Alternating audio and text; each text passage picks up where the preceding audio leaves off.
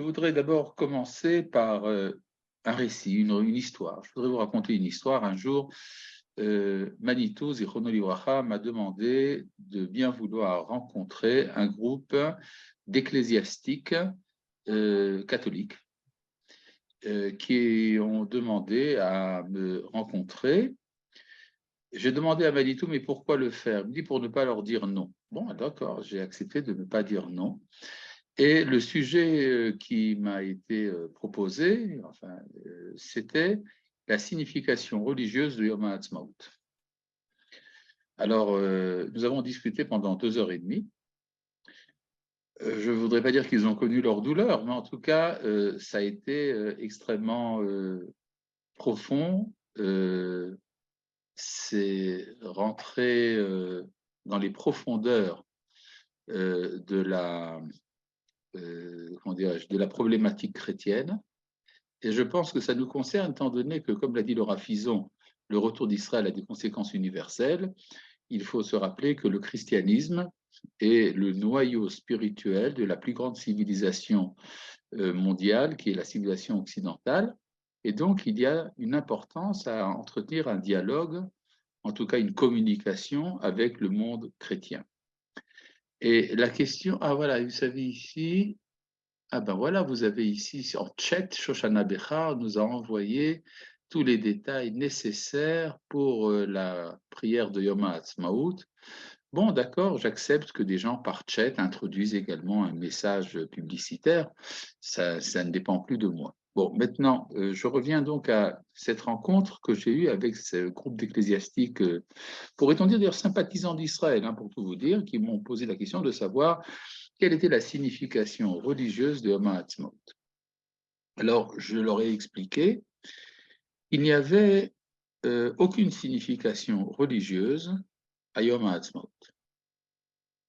De même qu'il n'y a aucune signification religieuse à la fête de Pessah ou au jour du Shabbat, et à aucun des commandements de la Torah, étant donné que la Torah, le judaïsme, n'est pas une religion, mais une identité nationale.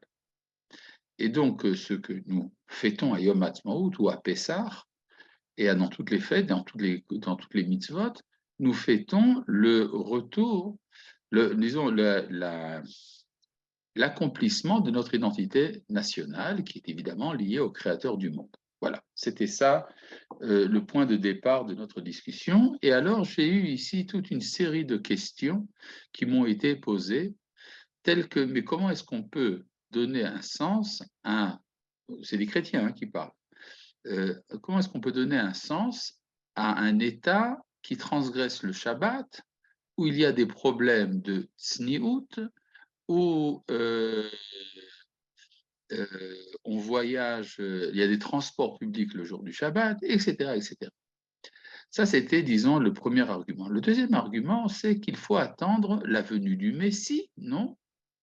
Et est-ce qu'on a le droit de fonder un État sans l'intervention directe de Dieu? Ces arguments, j'avais l'habitude de les entendre ailleurs, je les ai entendus souvent chez les Haredim, mais là, j'ai trouvé l'origine des arguments. Et puis, la question forte qui a été posée, mais est-ce que ce n'est pas finalement prétendre que c'est la force de mon bras qui m'a fait faire cette réussite?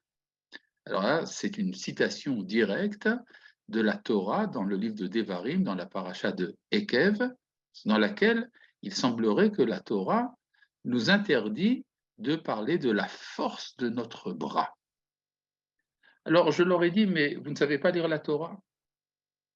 Je vous demande de m'amener ici la Torah. Alors ils m'ont amené une Bible ornée de symboles cruciforme, j'ai demandé si vous pouvez quand même amener un autre livre. Alors finalement, ils m'ont amené une Bible hébraïque. Et je leur ai dit que dans la Torah, c'était un commandement de dire c'est la force de mon bras qui m'a fait réussir.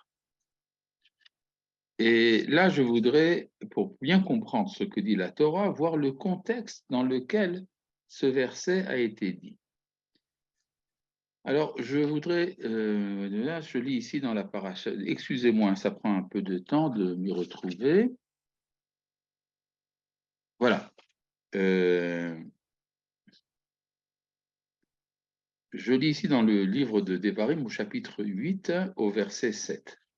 Ki Hashem Elohecha meviacha el eretz tova. L'Éternel ton Dieu t'amène dans un bon pays. Eretz nachale maim, un pays de courants d'eau. Ayanot ou tehomot, des sources, des abîmes. Yotseim babik'a ou vahar, se sortent, s'épanchent dans la plaine et dans la montagne. Eretz chita us'ora vegefen utena verimon, un pays de blé, d'orge, de vignes, de figues et de grenades. Eretz zet shemen udvash, un pays où il y a des olives donnant de l'huile et du miel. Eretz, asher lo b'miskenut ochal balechem, c'est un pays dans lequel tu ne mangeras pas le pain dans la pauvreté. Lo tersar kolba, tu n'y manqueras de rien. Eretz, asher avanea barzel, c'est un pays dont les pierres donnent du fer. Umearareha tartzov nechoshet, et tu extrairas du cuivre de ces montagnes. Ve'achalta ve'savata, et tu mangeras et tu seras rassasié. Bon, ça c'est jusque-là, c'est des versets qui nous disent que la bénédiction de Dieu fait que ça s'achève par le fait que tu mangeras et tu seras rassasié. Ve'achalta ve'savata. Maintenant, je vous lis 2 versets plus loin. Voici ce que dit la Torah. Ishamer lecha pen tishkach d'Hashem Elohecha, prends garde de ne pas oublier l'Éternel ton Dieu, prends garde d'oublier, n'arrive pas, je traduis mieux,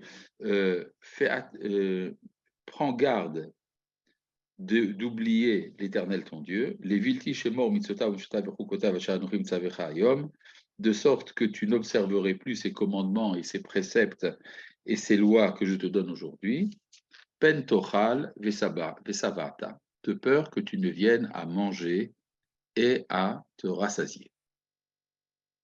J'ai rien compris. Si dans la bénédiction il est dit tu mangeras et tu seras rassasié, c'est quelque chose de positif. Après, la Torah nous dit, fais attention de ne pas manger et d'être rassasié. Donc, manger et être rassasié est quelque chose de négatif. Alors, comment comprendre? Eh bien, il faut lire simplement la suite. Quand la Torah dit que c'est positif, elle dit, ve'achalta ve'savata, tu mangeras et tu seras rassasié, ou ve'rachta et Hashem Elohecha, et tu béniras l'Éternel ton Dieu.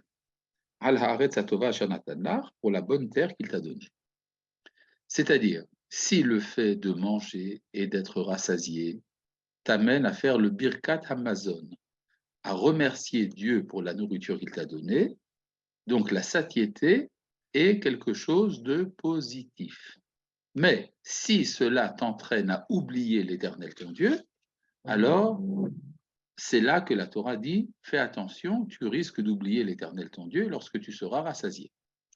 Cela veut dire donc que être rassasié n'est ni un bien ni un mal, tout dépend de ce que l'on en fait. Et là, je continue ce que dit le verset. Ve'amarta bilvavecha, et tu diras dans ton cœur, Kochi ve'otzem yadi, ma force et la puissance de ma main ou de mon bras, Asali et Tahai lazé, m'a donné toute cette réussite, Ve'zacharta et Hashem Elohecha, et tu te souviendras de l'Éternel ton Dieu. Kihu anoten lecha koach lasot ha'il, parce que c'est lui qui te donne la force de réussir. Conclusion, la Torah nous demande, de même qu'elle nous demande d'être rassasié, parce que si on n'est pas rassasié, on ne peut pas faire le Birkat Hamazon, on ne peut pas remercier s'il n'y a pas eu de satisfaction. Donc il faut d'abord être satisfait pour pouvoir remercier. De même, la Torah nous dit, tu te souviendras de l'Éternel ton Dieu lorsque tu diras, c'est la puissance de mon bras qui m'a donné cette réussite. C'est la raison pour laquelle, d'ailleurs c'est comme ça que Rabbeinu Nissim de Gérone, le Ran, interprète ce verset. De même, Rabbi Yitzhak Abrabanel, qui disent la Torah ne veut pas faire abstraction des moyens. Or, le moyen, c'est le bras, c'est ma force, c'est mon armée. Mais il faut se souvenir que c'est Dieu qui nous a donné cette force. C'est la raison pour laquelle le Rav Tzvi Yehuda Kouk, le fils du Rav Kouk, Rosh Yeshiva du Merkaz Harav, envoyait ses élèves au défilé militaire de Yom HaAtzmaut, afin de dire c'est ma force et la puissance de mon bras qui m'a donné cette réussite, et de pouvoir ainsi accomplir la mitzvah, de se souvenir que c'est Dieu qui a donné cette force. Donc, ce qu'on appelle la fierté nationale, l'orgueil national, le patriotisme, tout cela est tout à fait positif. C'est positif, il faut simplement se souvenir que c'est Dieu qui l'a donné. Alors, évidemment, vous allez me dire, alors que dans ce cas-là, les Haredim ont raison quand ils critiquent le sionisme, parce que le sionisme laïque, lui, ne reconnaît pas que c'est Dieu forcément qui a donné cette force. C'est possible, mais dans ce cas-là, on demande à ces religieux de bien vouloir, eux, le reconnaître. Parce qu'en fait, il y a deux manières d'être mécréant par rapport à la fondation de l'État d'Israël. La première consiste à dire, et ça c'est ce que disent certains sionistes laïcs, disent ce n'est pas Dieu qui a fondé l'État d'Israël, c'est le Palmar, c'est la Ghana, le Hetzel. Et il y a une autre manière d'être mécréant, c'est quand des religieux vous disent ce n'est pas Dieu qui a fait l'État d'Israël, ce n'est que le Palmar. Et dans les deux cas, en fait, il y a ici une ingratitude envers l'Éternel. Rappelons-nous une chose, tous les problèmes que nous connaissons au cours de l'histoire commencent par ce qu'on appelle le péché du premier homme. Or, c'était quoi le péché du premier homme? La Torah nous raconte deux péchés du premier homme. Le premier, c'était effectivement cette histoire de la pomme. Enfin, bon, disons que il faut vraiment comprendre ce que ça veut dire, mais enfin, disons le fruit de la connaissance. Et le deuxième péché, or le deuxième péché, d'après la Guémara, est toujours le plus grave, plus que le premier. Et le deuxième péché, c'est quand il manifeste son ingratitude envers Dieu, quand il dit la femme que tu as mis avec moi, c'est elle qui m'a fait pécher. Or, c'est ce péché d'ingratitude qui est à l'origine de toutes les difficultés que nous connaissons au cours de l'histoire.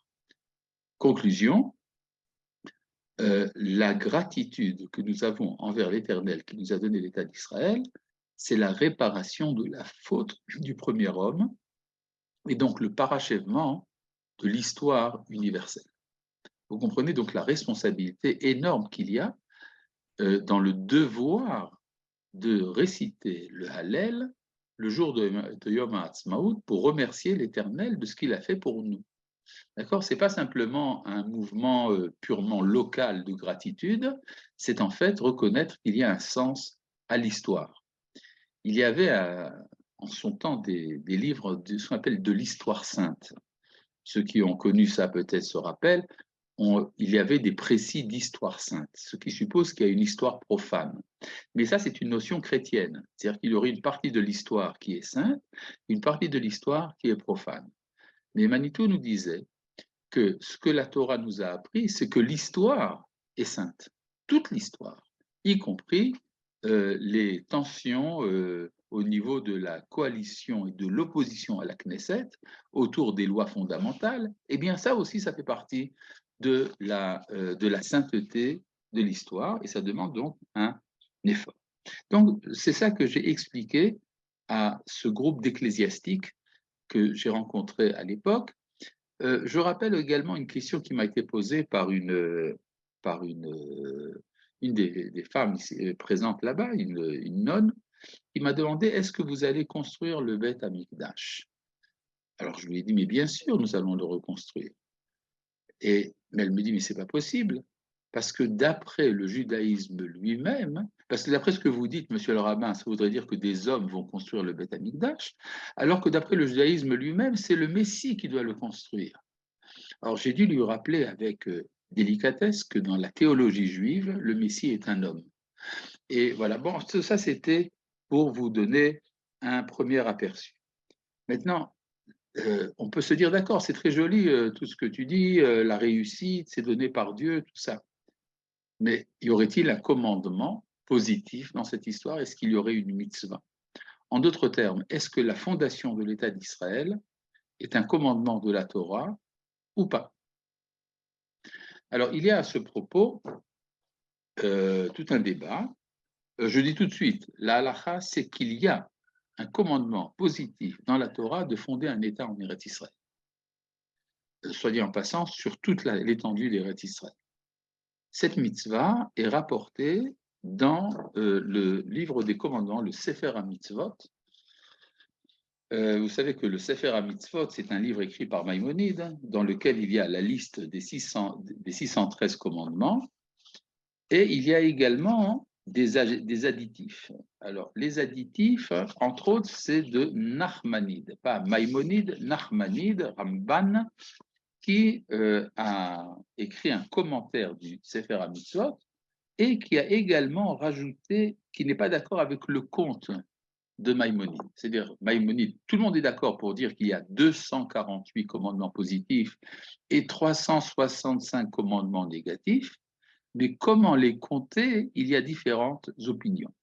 Alors, le Ramban, Nachmanide, dans son commentaire du Sefer HaMitzvot, nous dit qu'il y a des commandements qui ont été oubliés dans la liste du Rambam. Le quatrième commandement, c'est celui qui concerne ce dont nous parlons ici. Je vous lis ici ça en hébreu, Mitzvah Revit, le quatrième commandement. Shenitztavenu la reshet haaretz asher natan hael yitbarach vit'ale lavotet. Ce commandement qui est que de prendre possession du pays que l'Éternel a donné à nos ancêtres. Et Abraham, Yitzhak ou Yaakov, Abraham, Isaac et Jacob, Velo na'azveha beyad zulatenu min ha'umot olishmama, de sorte que nous ne l'abandonnions pas à autre que nous parmi les nations ou à la désolation. Vehu omro lahem, c'est pour ça qu'il est dit, Veo rashtem et haaretz vishavtem ba, vous prendrez possession du pays et vous vous y installerez, ki lachem natati et haaretz la reshetota, car c'est à vous que j'ai donné ce pays pour en prendre possession, vit nahaltem et haaretz, et vous vous établirez dans le pays. Donc, pour le Ramban, il y a un commandement positif de fonder l'État d'Israël. Conclusion, lors de la fondation de l'État d'Israël, David Ben Gurion aurait dû faire la bénédiction à Asher Kideshanu bemitzvota vetzivanu leakim medina, qui nous a ordonné de fonder un État. Je crois qu'il n'a pas récité la bénédiction, bien que le Rav Maimon, qui était présent à ce moment-là, a fait la bénédiction de Shechianu, mais ça n'a aucune importance parce que il y a un principe qui est Berachot enan me'akvot, les bénédictions n'empêchent pas l'accomplissement d'une mitzvah. Et peut-être qu'il pensait peut-être comme les Haredim, qu'il n'y a pas de mitzvah. Venirpal kaze ha'inyan bemitzvah zo bimkomot acherim. Et il amène également d'autres textes de la Torah dans lesquels il y a une répétition de ce commandement. Par exemple, dans Devarim, Bo urshu et haaretz asher nishbati lavotechem. Allez, prenez possession du pays que j'ai juré de donner à vos ancêtres. Uferet ota lahem bemitzvazo kula bigvuleha ou metzarea. Et il a donné également le détail de cette mitzvah. C'est la raison pour laquelle il y a les frontières d'Eretz Israël dans la Torah, que Moshe Nehemar, ainsi qu'il est dit, etc. Et il ramène également que la faute des explorateurs était le refus d'accomplir cette mitzvah et que c'est la raison pour laquelle Israël a été puni. Voilà. Bon, alors, si nous avions le temps, alors on rentrerait dans tout le détail de chaque ligne du Ramban. Je ne vais pas le faire. Simplement, rappelez-vous que d'après le Ramban, c'est un commandement positif de prendre possession de la terre d'Israël. L'opinion du Ramban a été reprise par plusieurs grands maîtres de la halacha au cours de l'histoire, entre autres le Gaon de Vilna, Rabbi Yehuda Ayash, le Rav de Sochotchov, et également le Ribash et le Rashbash, qui étaient les grands maîtres de l'Afrique du Nord. Enfin bref, ce commandement, tel qu'il a été formulé par le Ramban, est admis, disons, de manière quasi générale dans le monde de la halakha. Cependant, il y a une opposition à cela. L'opposition se trouve dans un livre parallèle à celui du Ramban, qui est le Megillat Esther. Le Megillat Esther n'a rien à voir avec le rouleau d'Esther qu'on lit à Purim. Le Megillat Esther est un livre qui prend la défense de Maïmonide contre Nachmanide, qui a été écrit par un rabbin d'Italie, le Rav Yitzhak d'Iléon.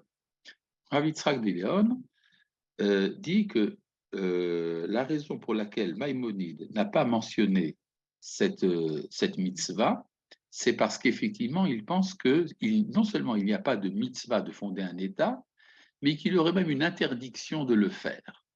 Alors là, je vous lis ici ce que dit le Megillat Esther. Venir Ali, il me semble, dit l'auteur. Quel problème là? Got it. Voilà. Ce que dit ici le Megillat Esther, Nir Ali qui m'a chez l'Omena Harav, le fait que le Rav, c'est-à-dire Maïmonide, n'a pas mis ça dans la liste des mitzvot, ou les fiches mitzvot Yerushat Haaretz Vishivata, lo nahaga rak bime Moshe Vyoshua David. Il dit ce commandement de prendre possession de la terre d'Israël n'était valide que du temps de Moshe, Yehoshua et le roi David. Donc, ce que dit le Megillat Esther, c'est que ce commandement est suspendu jusqu'à la venue du Messie. Bon, il y a énormément d'arguments qui sont amenés par le Megillat Esther, qui, aucun, pour vous dire avec respect, ne tient la route. Tout cela, en fait, ne tient pas la route, ne serait-ce que par exemple cet argument que Maïmonide n'aurait pas mentionné un commandement parce qu'il n'est valable qu'au temps du Messie. Mais le Maïmonide cite une quantité énorme de commandements qui ne sont pas valables de nos jours, mais qui sont valables du temps du Messie. Donc ce n'est pas la raison pour laquelle le Ramban n'a pas mentionné cela. Mais de plus, il rajoute quelque chose de très fort. Il dit,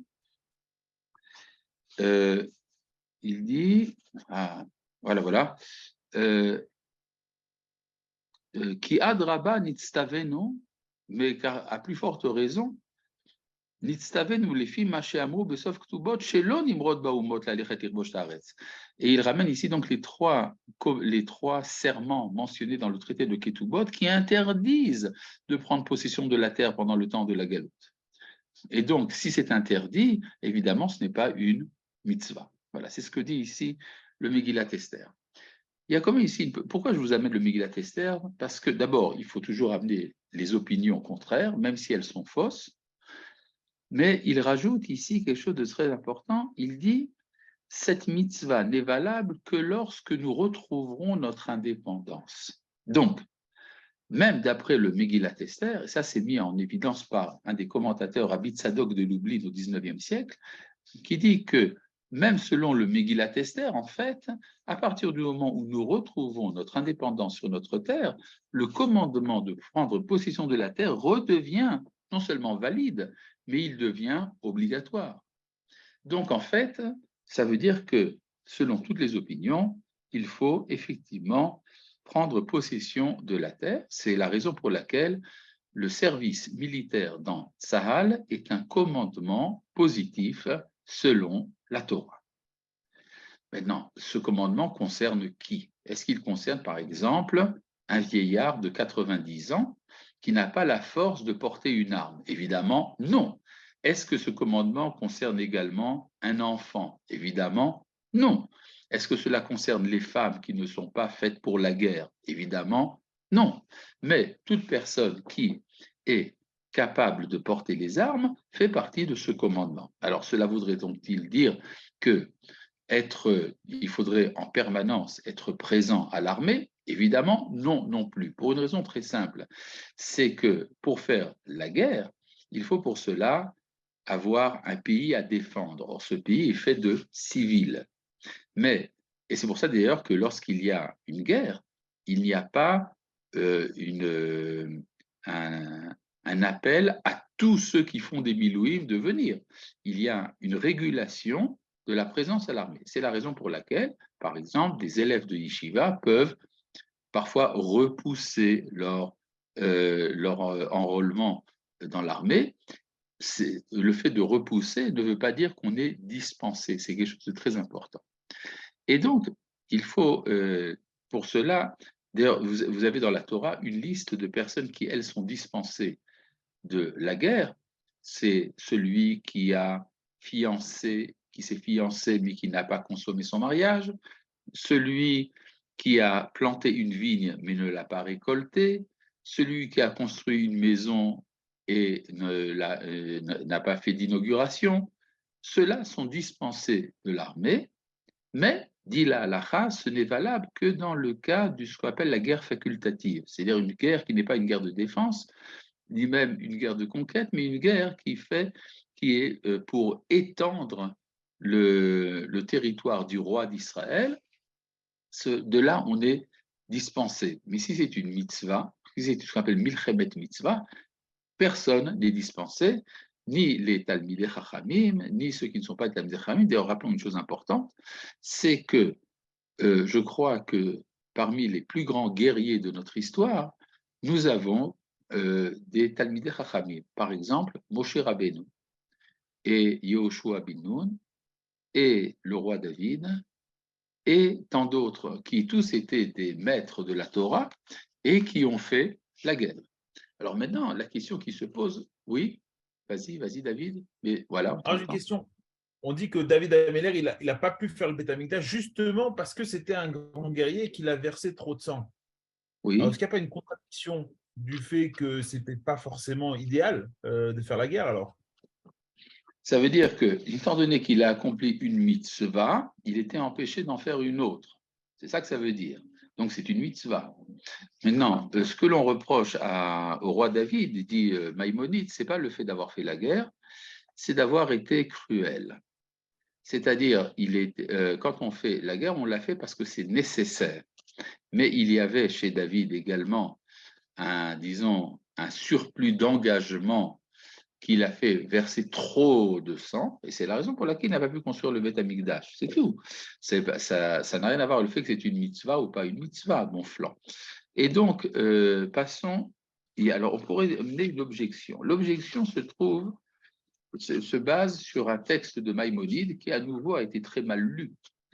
Je lis ici dans Ilchot Shemitah Veyovel, les règles concernant l'année sabbatique et le jubilé, et dans lequel je vous lis ici les deux derniers paragraphes de ce texte.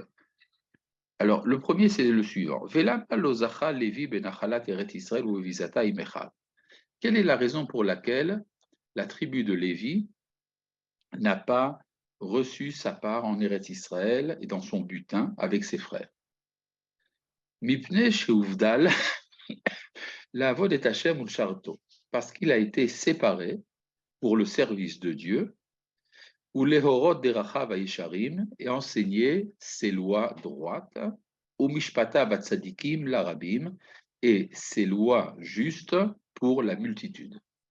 Chez Nehemar, ainsi qu'il est dit, Yoru mishpatecha li Yaakov, vetoratcha li Israël. Ils enseigneront tes lois à Jacob et ton enseignement à Israël.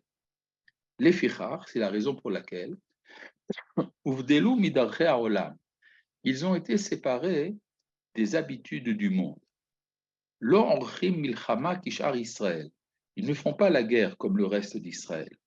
Velo nochalim, velo zochim leatzmam v'choach gufam, ils n'héritent pas et ne s'emparent de rien par la force de leur corps.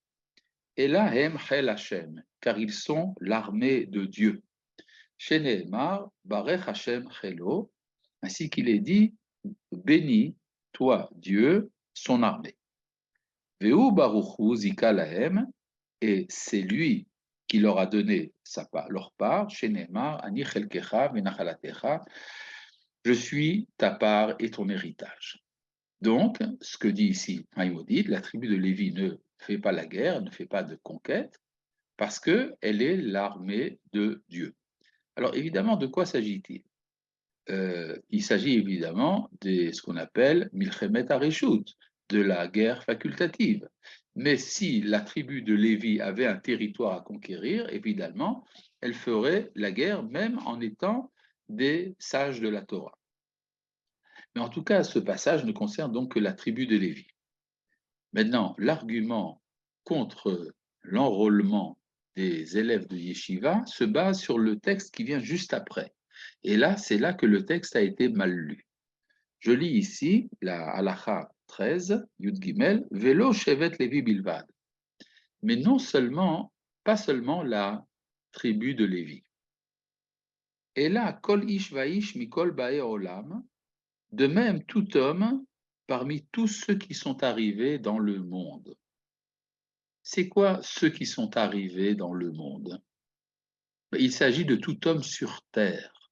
Donc, ce que dit ici Maïmonide ne concerne pas des juifs, mais il concerne tout homme sur terre, juif ou non juif. Et nous allons voir de manière très intéressante, c'est que Maïmonide fait un détail des choses et il ne parle pas de l'armée. Asher Nadvar Oto, que son esprit a amené à la générosité, Vevino Madao, et dont l'intelligence lui a fait comprendre, Lehibadel la mode ifne Hashem le charto, de se tenir devant Dieu pour le servir, ou le ovdo, et le servir, la da'at et Hashem, afin de connaître Dieu. Ve'alach yashar kemo she'asau Elohim, et qui va droitement comme Dieu l'a fait, ou farak me'al tzavaro ol hacheshbonot harabim asher bikshu bnei adam, et qui s'est débarrassé de toutes les préoccupations du reste des hommes. Hareze nitkadesh kodesh kodashim, celui-ci est saint parmi les saints. V'yeh Hashem chelko v'nachalato le'olam u'le'olmei olamim, et Dieu sera sa part et son héritage pour l'éternité. V'zakelo ba'olam hazeh, et il lui donnera dans ce monde d'avar amaspiklo, ce qui est nécessaire à sa subsistance, kemo shezika la kohanim v'la leviim, comme il l'a fait pour les prêtres et les lévites. Est-ce que Maïmonide dit qu'il est dispensé d'aller à l'armée? La réponse est non. Maïmonide ne dispense personne de l'accomplissement d'une mitzvah de la Torah. Ce qu'il dit simplement, c'est que si quelqu'un se donne au service de l'Éternel dans sa vie, eh bien Dieu s'occupera de lui. Mais il ne dit pas qu'il est dispensé d'aller à la guerre. Maintenant, voyons la fin des paroles de Maïmonide, c'est extrêmement édifiant. Haré David Omer, voici que David dit, Hachem menat chelki vechossi ata tomir gorali. David disait, toi, le Dieu qui est ma part et mon héritage, c'est toi qui me soutiens. Tiens donc, que faisait le roi David dans sa vie? Eh bien, il a fait la guerre. Combien de guerres a-t-il fait? Si vous regardez dans la Bible, vous voyez que David a fait 18 fois la guerre dans sa vie. Donc, c'est donc ce verset du roi David qui est amené par Maïmonide pour illustrer son propos. Donc, on voit très bien que Maïmonide ne parle pas de dispenser qui que ce soit, qu'il soit Talmid Chacham ou pas, du service militaire. Yaakov Zerbib veut dire quelque chose, qu'il le dise. Mais on n'entend rien, étant donné que son j'ai micro rallumé est le fermé. micro, excusez-moi. Voilà, vas-y. J'ai une question par rapport à ça, Rav. Oui. Et à part la preuve en fait avec David Ameller que Rav vient de dire, qui est vraiment a priori irréfutable, la chose au début du texte, il dit Velo Shevet Levi Bilvad. Vous n'avez pas entendre que c'est juxtaposé à ce qu'il a dit avant, où il a dit l'Ochim C'est très bien. Alors, s'il disait seulement Velorak Shevet Ve'Levi Luvat, ça voudrait donc dire que tout ce qui a été dit pour la tribu de Lévi serait dit également pour cet homme qui se propose de servir Dieu. Mais si le Rambam rentre dans le détail et qu'il reprend tout ce qu'il a dit de la tribu de Lévi sans parler de la conquête, alors là, c'est significatif. D'accord? Donc, c'est ça que dit Maïmonide. Maintenant, il y a également, dans le fait de faire la conquête, il y a également un aspect, disons, déplorable. Ce sont les pertes. Les pertes, ceux qui sont emportés par la tourmente de la guerre, ou blessés, ou victimes du terrorisme. Quel est le sens que nous donnons à cela? D'ailleurs, nous sommes, je pense, le seul peuple de la Terre qui, la veille de son jour d'indépendance, a également un jour à la mémoire de ceux qui sont tombés au combat.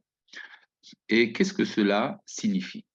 Il y a d'ailleurs une critique parfois qui se fait entendre que c'est trop proche l'un de l'autre, qu'il faudrait séparer le jour, mettre une distance en tout cas entre le jour de la commémoration de ceux qui sont tombés à la guerre et le jour de l'indépendance, parce que ce passage est trop traumatisant.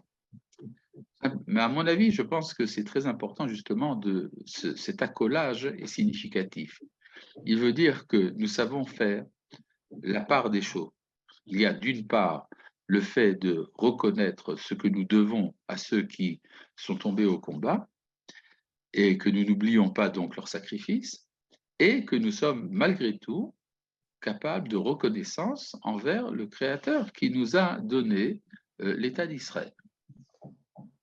Il y a à ce propos une source rabbinique importante. Je voudrais ici citer un responsable, peut-être pas très connu, du Chida. Le Rav Chida, c'est les initiales de Chaim Yosef David Azoulay, qui vivait au XVIIIe siècle et au début du XIXe.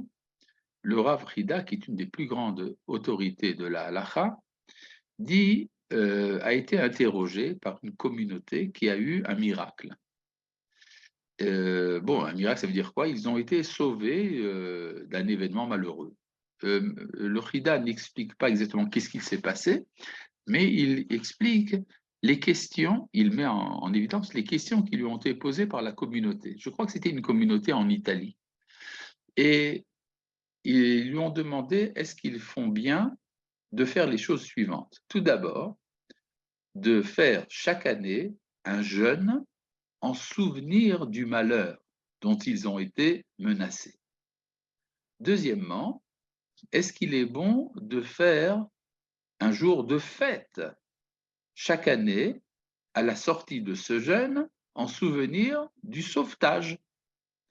Troisièmement, est-ce qu'il est bon de réciter le Hallel? Quatrièmement, est-il bon de réciter le Hallel le soir? Donc vous avez 4 questions qui ont été posées par cette communauté. Pour ce qui est du jour de jeûne, alors le Chida dit c'est une très bonne idée que vous avez de faire un jour de jeûne avant le jour de la fête. D'ailleurs, ça nous rappelle un peu le jour de jeûne que nous faisons la veille de Purim. En effet, nous jeûnons entre autres à cause du décret d'extermination qui a été formulé par Haman. Eh bien, ce décret d'extermination, bien qu'il a été finalement annulé et que nous avons eu la victoire, nous nous rappelons du danger auquel nous étions exposés, de la menace. Et cette menace, donc, mérite un jeûne. Et donc, le jeûne de la veille de Purim, le jeûne de la veille du jour de festivité de la communauté qui a interrogé le Chida, et le Yom HaZikaron, le jour du souvenir dans lequel nous commémorons ceux qui sont tombés, eh bien tout cela relève de la même mouvance de la halacha. Petite remarque à ce propos, il y a une sonnerie qui se fait entendre le jour de Yom HaZikaron et on se lève. On se lève et on reste en silence. Alors, il y a eu certaines objections, évidemment, comme toute chose en Israël, ça ne passe pas sans objection. Alors certains ont dit, oui, mais c'est une habitude des goïms. C'est un minhag goïm, et donc il ne faut pas se comporter comme les goïms. Alors, il y a à ce propos plusieurs remarques. Tout d'abord, même si c'était un minhag, une habitude d'égoïme, et alors si elle est bonne, pourquoi ne pas adopter une bonne habitude d'égoïme? Ce n'est que lorsque quelque chose a un rapport avec l'idolâtrie que c'est interdit. Mais il y a aussi autre chose. Ce n'est pas une habitude d'égoïme. On n'a jamais vu parmi les goïms qu'on observait qu'il y aurait une sonnerie à la mémoire de ceux qui sont tombés. Absolument pas. De plus, le fait de se taire est en rapport direct avec la halakha. En effet, selon la halakha, l'endeuillé ne parle pas. Ainsi qu'il est dit, Vaïdom Aharon. Aharon s'est tu. Et le fait de se lever fait partie également de ce qu'on appelle le kavod. Quand on fait une hashkava, c'est-à-dire la prière à la mémoire d'un défunt, à la synagogue, eh bien, l'habitude est que les membres de la famille se lèvent. Donc, le fait de se lever et de se taire, c'est un élément de la halakha. Donc, il n'y a aucun problème. Au contraire, cela est extrêmement impressionnant de voir toute la circulation s'arrêter au moment de la sonnerie en l'honneur de ceux qui ont disparu. Mais je voudrais, si déjà nous avons cité le Chida, rappeler une chose intéressante. Pour ce qui est du jour de fête, le Chida dit c'est une très bonne idée de faire le jour de fête. Il faut faire un jour de fête en souvenir du miracle. Donc c'est la base également de Yom HaAtzmaut. Et puisque pour ce qui est du Hallel, il dit on ne dit le Hallel que lorsque le miracle concerne l'ensemble du peuple d'Israël et pas une communauté. Donc de là, nous apprenons que, étant donné que l'événement de l'indépendance d'Israël est un événement qui concerne l'ensemble du peuple d'Israël, il faut donc réciter le Hallel. Et pour la question de savoir s'il faut faire le Hallel le soir, le Chida dit on ne fait pas le Hallel le soir, parce que nous avons toujours vu que le Hallel a été fait pour le matin et pas pour le soir. Ah, mais alors il dit, mais qu'est-ce qu'il en est donc du Hallel qu'on dit le soir de Pessah? Il dit c'est autre chose, parce que c'était selon la Kabbalah, un moment très important. Qu'est-ce qu'il dit dans la Kabbalah à ce propos? Que c'était le mot, et là je cite le Hari, c'est que c'est le moment où tous les mondes se sont élevés d'un seul coup, pourrait-on dire. D'habitude, vous savez, selon les kabbalistes, il y a une élévation des mondes, mais elle est graduelle, elle ne se fait pas en un seul moment. Mais lors de la sortie d'Égypte, tous les mondes se sont élevés ensemble pour les faire sortir de la servitude à la liberté. Donc, ça veut dire que, ce que dit le Chida, c'est que lorsqu'il y a le miracle fait passer de la servitude à la liberté, alors on dit le Hallel le soir, mais pas quand c'est un simple miracle local ou le miracle d'une petite communauté. Donc ça veut dire que selon le Chida, contrairement à l'utilisation qu'on a fait de ce texte du Chida pour dire qu'il ne faut pas dire le Hallel le soir, bien au contraire, d'après le Chida, il faut donc dire le Hallel le soir de Yom HaAtzmaut. Donc nous avons gagné ici les 4 éléments. Tout d'abord, l'origine du Yom HaZikaron, l'origine du Yom HaAtzmaut, l'origine du Hallel et l'origine du Hallel le soir, tout cela dans ce passage du Chida, dans son responsable qui s'appelle Chaim Sha'al, deuxième partie, 11e responsable. Il y a également un discours qui est parfois entendu, qui est que, étant donné que la fondation de l'État d'Israël et les guerres d'Israël entraînent des victimes, et donc ça entache la joie. Et donc on ne peut pas se réjouir de Yom HaAtzmaut étant donné qu'il y a eu des victimes. Il y a eu ceux qui sont tombés au combat ou qui sont victimes du terrorisme. Alors à ce propos, je voudrais quand même faire une petite remarque d'ordre mathématique qui risque d'être un peu choquante mais qui pourtant reste vraie. Nous savons que le nombre de personnes qui sont tombées depuis la fondation d'Israël jusqu'à nos jours, y compris non seulement les soldats tombés au combat, mais également les victimes du terrorisme, cela approche le nombre de 30 000 personnes. Chaque âme en Israël est chérissable et elle est irremplaçable. Rappelons simplement un élément mathématique. 30 000 personnes, c'est ce qui était abattu en un jour à Auschwitz. Et donc, on peut voir qu'au niveau de la proportion, je pense qu'il faut savoir faire la différence. C'est-à-dire, quand nous parlons de 6 millions de victimes lors de la Shoah, alors ce n'est pas proportionnel à ce que nous connaissons de nos jours. D'où l'importance d'être reconnaissant à l'Éternel, même si nous savons que nous avons payé un prix. Et ce prix n'est pas remplaçable. Toute personne qui est tombée est irremplaçable. Cela ne doit pas nous empêcher de reconnaître la marche de l'histoire et le fait que nous vivons un temps de Géoula. Alors, si déjà nous parlons donc des victimes inhérentes au retour d'Israël à sa terre, je voudrais également donner quelques mots personnels. Je pense qu'on m'a demandé également de parler d'une certaine manière de mon aventure personnelle et celle de ma famille. Vous savez que il y a déjà 8 ans, un de mes enfants a été victime du terrorisme, a été victime d'une attaque bélier à Jérusalem. Et chaque année, donc, nous célébrons sa disparition en tant que victime du terrorisme. Et je voudrais rappeler simplement quelque chose. Mon fils s'appelait Shalom.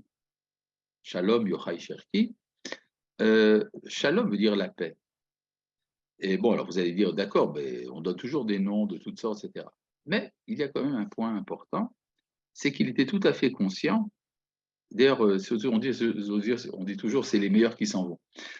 Shalom était quelqu'un qui portait bien son nom. En effet, il disait à la fin de toute discussion, de toute rencontre qu'il avait avec toute personne, il disait à la fin « Heyu Shalom », soyez en paix. Parce qu'il disait « Ani kvar Shalom », je suis déjà la paix. Ça veut dire quoi? Je suis la paix. C'est-à-dire qu'il voyait comme mission dans sa vie d'amener la paix chez les gens. En fait, sa préoccupation était que tout entretien qu'il avait avec quelque personne que ce soit laisse un message de paix ou en tout cas un bénéfice à la personne qui l'a entendu. Ce qui fait que de manière surprenante, après sa disparition, j'ai pu entendre beaucoup de personnes me dire « j'étais son meilleur ami ». Parce qu'effectivement, lorsqu'il parlait avec quelqu'un, le sentiment qu'il donnait à la personne, et qui était vrai à ce moment-là, c'est qu'il n'y a que toi dans le monde. Personne d'autre ne m'intéresse autre que toi, étant donné que la Providence a fait que nous nous rencontrons. Donc, c'est que j'ai une mission envers toi de te donner le meilleur de moi-même pour te donner quelque chose de positif à la suite de cette rencontre. Et donc, c'est ça qui était particulier à lui, ce qui explique pourquoi je continue d'une certaine manière son œuvre, je pense, telle qu'il l'aurait voulu. Donc, c'est une des raisons pour lesquelles j'ai soutenu l'organisation Heyu Shalom, qui est faite de bénévoles qui s'occupent de distribuer, par exemple, des repas et de donner une subsistance à des familles nécessiteuses et de les faire sortir également, avec toute une stratégie, de les faire sortir de la misère. Et donc, je soutiens, par exemple, l'organisation Heyu Shalom. Mais pas seulement cela. Comme vous pouvez le voir, derrière moi, il y a ici un petit cadre. Je ne sais pas si vous arrivez à le lire, je pense que vous le voyez à l'envers sur l'écran. Il y a écrit « Ani bocher lichiyot mitor simcha ». C'est-à-dire, je choisis de vivre à partir de la joie, de vivre dans la joie. Cette feuille que vous avez ici donc encadrée, nous l'avons retrouvée dans les affaires de Shalom, dans le cartable qu'il portait sur ses épaules au moment de l'attentat. Ça veut dire c'est lui qui l'a écrit Et je pense que c'était un message. C'est beaucoup mieux que de mettre une photo ou une peinture qui représente la personne disparue, qui fait que quand vous rentrez dans la maison d'une famille atteinte par le terrorisme, alors voilà, vous vous sentez immédiatement imposé de rentrer dans la tristesse, dans le deuil, etc. D'ailleurs, c'est un message assez négatif qui est souvent porté dans les réunions officielles dans lesquelles nous disons, nous savons que vous autres, les familles victimes du terrorisme, euh, votre vie est brisée, qu'il n'y a plus rien à faire, que rien ne remplacera, etc. Je pense que c'est fortement négatif. La Torah est une Torah de vie, elle n'est pas une Torah de commémoration de la mort. C'est le fait de se rappeler des disparus, n'est pas pour entrer dans la tristesse, mais au contraire pour tirer de là des nouvelles énergies, des énergies dans lesquelles qui nous amènent à, disons, à compléter ce que les disparus n'ont pas pu faire et qu'ils attendent de nous de faire à leur place. C'est donc ça, c'est la raison pour laquelle je vous parle également de Shalom, parce que Shalom aurait voulu effectivement que ce que nous pouvons tirer de son malheur, c'est justement l'énergie nécessaire pour continuer son œuvre et l'amplifier. C'est ça donc le Yom HaZikaron, le jour du souvenir. Bon, tout ça, c'était donc pour vous parler du Yom HaZikaron et également de la puissance de notre bras. Tout cela, en fait, se réfère à un enseignement de Rashi sur la Torah. Vous savez qu'au début du livre de Bereshit, Rashi amène le texte de Rabbi Yitzhak qui dit que la Torah aurait dû commencer son récit par Achodesh Hazelachem, par le premier commandement qui a été donné à Israël, qui est d'instituer le mois de Nissan comme étant premier mois de l'année.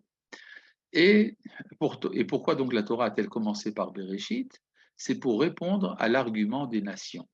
Quel est l'argument des nations? L'istim atem shikibashtem artzot shiva amim. Vous êtes des brigands parce que vous vous êtes emparés du pays des 7 nations, c'est-à-dire le pays de Canaan. Alors, on pourrait penser que l'argument des nations, c'est vous êtes des voleurs, vous avez pris une terre qui n'est pas la vôtre. Mais en vérité, ce n'est pas du tout ça que dit Rashi, parce que et là, c'est une question posée par Manitou. De quel goïm s'agit-il? Est-ce que ce sont des goïms qui croient en la Torah ou des goïms qui ne croient pas en la Torah? Si ce sont des goïms qui croient en la Torah, ils n'ont pas besoin de Bereshit pour savoir que Dieu nous a donné cette terre. Si ce sont des goïms qui ne croient pas en la Torah, alors de quoi s'agit-il? Comment est-ce qu'un texte de la Torah pourrait les convaincre? Et donc la réponse de Manitou était que ce sont des goïms qui croient en la Torah. Si ce sont des goïms qui croient en la Torah, l'argument n'est pas cette terre n'est pas la vôtre, mais vous avez utilisé la violence. L'istimatem shekibashtem. Vous êtes des brigands d'avoir fait la conquête.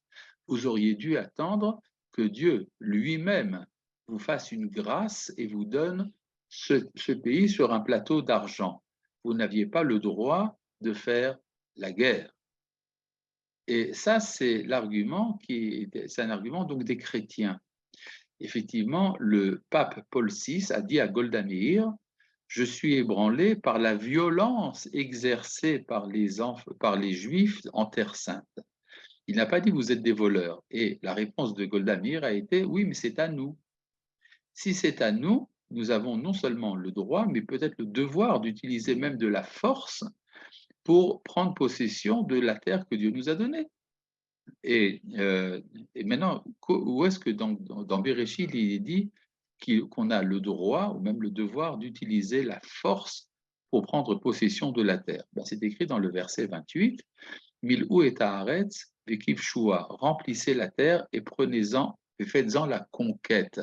Donc on voit bien que c'est la conquête qui est c'est-à-dire le mérite de l'effort humain qui est la manière d'accomplir les dons que Dieu fait à l'homme. C'est ça donc, c'est donc là que Rashi nous dit, si déjà Dieu donne quelque chose, il faut avoir le mérite de l'effort pour s'en emparer, contrairement à l'idée chrétienne comme quoi tout doit venir d'une grâce divine. Je vois ici qu'il y a deux mains qui ont été levées, tout d'abord par M. Messan. Allez-y, parlez donc. Mais il faut pour ça ouvrir le micro d'Abraham Albert Messan. N'est-ce pas, David? Voilà, voilà, ça y est, maintenant c'est ouvert. Allez-y. Oui, peut-être qu'à chaque arabe, hein, Oui. retourne à un de vos enseignements que vous avez fait dans la semaine, hein, Oui. qui parlait toujours de Yom Razikaron, et vous dites que Ari Zal dit que les Bérourim et les Névraïm, c'est-à-dire ceux qui reçoivent la vie et ceux qui méritent l'être, et là, vous dites que l'homme est le seul qui mérite son être. Et je ne vous ai pas bien saisi du fait que les animaux aussi donnent la vie. Alors, pourquoi vous dites qu'il n'y a que l'homme qui mérite son être? Non, tout simplement pour une raison très simple. D'ailleurs, ce texte que vous dites, cet enseignement que j'ai donné, il n'a pas été donné cette semaine, il a probablement été publié cette semaine. Mais les animaux n'ont pas ce qu'on appelle le libre arbitre. C'est-à-dire le choix de la vie dépend de la liberté. Or, les animaux sont mus par des instincts et donc ce n'est pas la même chose. Voilà. David Alcar, s'il vous plaît. On m'a posé une question, mais j'imagine que vous aurez mieux la réponse que moi. C'est qu'est-ce que c'est le Kiddush Hashem? Le Kiddush Hashem, c'est la sanctification du nom de Dieu, tout simplement. Alors, cette sanctification se fait de différentes manières. Elle se fait essentiellement par la vie. En effet, la Torah dit je t'ai donné le choix de la vie ou de la mort et tu choisiras la vie. Ça veut dire quoi j'ai donné le choix de la vie et de la mort? Ça veut dire qu'il y a deux manières de sanctifier le nom de Dieu. On peut sanctifier Dieu dans la vie, on peut sanctifier Dieu en donnant la vie, en donnant sa vie, c'est-à-dire en se sacrifiant. Mais ce que la Torah donne comme primordial, c'est Uvacharta Bachaim, tu choisiras la vie. Ce n'est que a posteriori, ce qu'on appelle Bidi Avad, que l'on peut dire si les nécessités de l'existence font qu'on doit donner sa vie, alors on la donne. Mais il n'y a pas, disons, d'exaltation de la mort. C'est-à-dire, comme disait Manitou, quand les terroristes sont prêts à se suicider pour faire du mal, ce n'est pas qu'ils donnent leur vie, ils donnent leur mort. Il y a une exaltation morbide de la mort. Tandis que dans la Torah, quand la Torah dit que parfois il faut sacrifier sa vie, c'est quand il n'y a pas le choix, parce que l'alternative serait pire que la mort. Et donc, c'est toujours donc Bedi Avad. Madame Berliner? Meira, oui. Bonjour Arav. Est-ce que dans la tradition juive, est-ce qu'il y a un jour où l'on faire le deuil, ça veut dire, comme Yom HaZikaron, ça veut dire pleurer ses morts, où il n'y a pas cette notion? Je ne me pense. J'ai pas très bien compris la question. Est-ce qu'il y aurait donc, selon la tradition juive, un jour où quoi? Un jour où quand on pleure les morts, parce que finalement, dans l'histoire juive, je ne vois pas dans le louar juif où il y a un jour de pleurs carrément. C'est toujours Caron. Oui, alors il y a pour cela deux traditions différentes. Les Ashkénazes font un concentré de toutes les prières de commémoration des morts le dernier jour de chaque fête. C'est-à-dire le dernier jour de Sukkot, le dernier jour de Pessah et le dernier jour de Shavuot, là où il y a 2 jours. C'est ce qu'on appelle le Yizkor. Alors en fait, il y a quelque chose d'assez plaisant, c'est que c'est le moment où tous ceux qui n'ont pas de Kaddish à faire sortent de la synagogue et discutent le bout de gras. Mais il y a donc cette commémoration, le Yizkor, et chez les séfarades, on fait la Hashkava, la prière pour les morts, chacun personnellement, le jour de la disparition. Effectivement, il y a une tendance à la réduction du deuil. C'est le principe qui est halacha kemekel be'avel. La halacha est toujours selon celui qui va dans le sens de la facilité quand il s'agit du deuil. C'est un optimisme fondamental, effectivement. Alors ça ne veut pas dire qu'il ne faut pas pleurer les morts, il faut les pleurer. D'ailleurs, la halacha dit il y a 3 jours après le décès pendant lesquels on pleure. Après, c'est le deuil, mais ce n'est plus les pleurs. Voilà, merci de votre attention. Ah, Norbert Laloum, allez-y, Encore une ce sera la question, dernière s'il question. vous plaît, une dernière question. Oui. À propos du Hallel, vous avez Oui. dit qu'il fallait lire le Hallel le soir, etc. Quid de la bracha? Ah oui, avec la bracha, évidemment. D'ailleurs, vous, si vous venez au Pourquoi Kotel, certains disent que c'est sans bracha? Ah, évidemment, parce qu'ils ne sont pas d'accord. Vous savez, pour toute question de halakha, vous avez pris une quinzaine d'opinions. Alors, si vous voulez, mon opinion, c'est qu'il faut faire la bracha, mais ça demanderait un développement d'un cours de halakha qui prendrait bien 1 heure. Et donc, je vais vous en dispenser. Merci. Arabe, une question de Norbert Laloum. Une dernière question, Arabe. Oui. Non, il a Excusez-moi, déjà posé la question. on complète le Hallel. Est-ce qu'on peut faire effectivement de sonner le shofar en ouvrant les portes du Echal? Ah oui, bien sûr, d'ailleurs, ça, on le fait. On sonne le chauffard. C'est bon, c'est disons plutôt un beau minhag, ce n'est pas la takana essentielle.